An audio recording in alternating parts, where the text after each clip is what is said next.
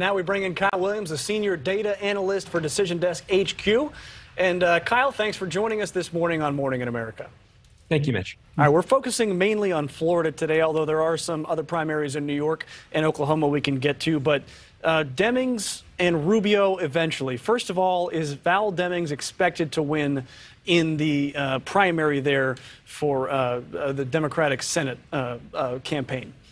Yeah, Val Demings is overwhelmingly likely to be the Democratic nominee for Senate in Florida this November. That she really at this point faces what I would characterize as only sort of token opposition, and the entire Democratic apparatus in both Florida and nationally has really lined up behind her as Democrats' best hope in the uphill battle to unseat Marco Rubio in November. So I would say regardless of what happens in November, it is overwhelmingly likely that Val Demings will be the Democratic nominee. It is a lot less clear-cut in the gubernatorial primary. You have a former governor, a current representative, and Charlie Crist, and you have Nikki Fried. So what are you expecting there between those two?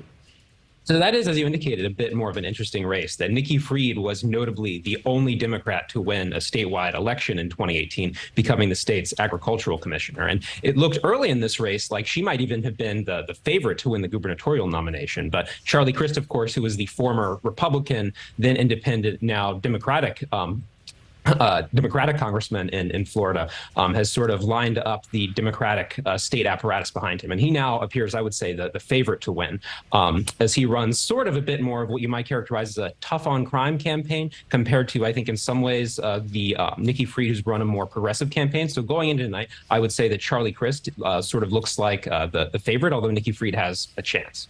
So he changed parties. Is that going to help him in the general, since he does have some support from Republicans? So it's been, I think, 10 years since he became an independent when he ran for Senate as an independent back in 2010 when Marco Rubio was first sent to Congress as a senator.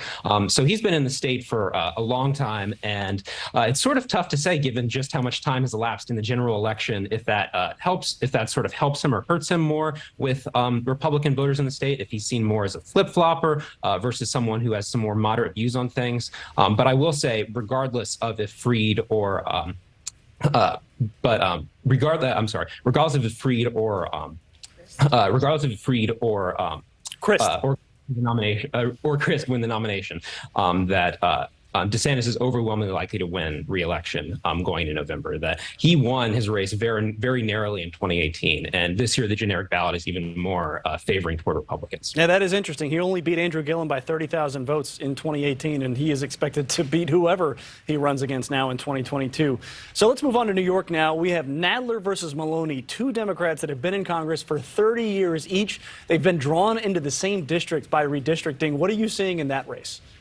That one is also interesting because we so rarely see incumbents lose primaries, but because of redistricting this year, in fact, not only are we guaranteed to see an incumbent lose, but as you indicated earlier, we're guaranteed to see an incumbent lose who has served for decades. And in this case, Jerry Nadler has the support of Chuck Schumer. He has the support of Elizabeth Warren. He's led in recent polling. So I wouldn't completely count Caroline Maloney out, but I would say Jerry Nadler heads into the night, I think, clearly the favorite to continue to serve in Congress. And the last question before we go, we've got New York's 12th, well, we've got a special election going on in New York there, and it's getting a lot of attention. It's in suburban New York. It's being seen as a bellwether for the midterms. This is District 19 that I'm talking about. So what do you expect there, and what might the implications be for national politics?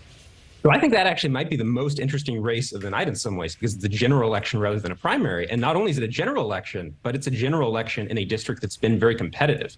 That Democrats flipped this seat sort of in the Catskills, Hudson Valley region of New York in 2018, and then held it successfully in 2020 when a lot of other Democratic incumbents who'd won in 2018 were losing. But heading into tonight, it seems very competitive. We see Republican Mark Molinaro running against Pat Ryan, and it could be a real bellwether for what the national mood looks like heading into November. That this is somewhere that if Republicans can actually flip this seat, that would be read as an indication that they're in a strong position going into November.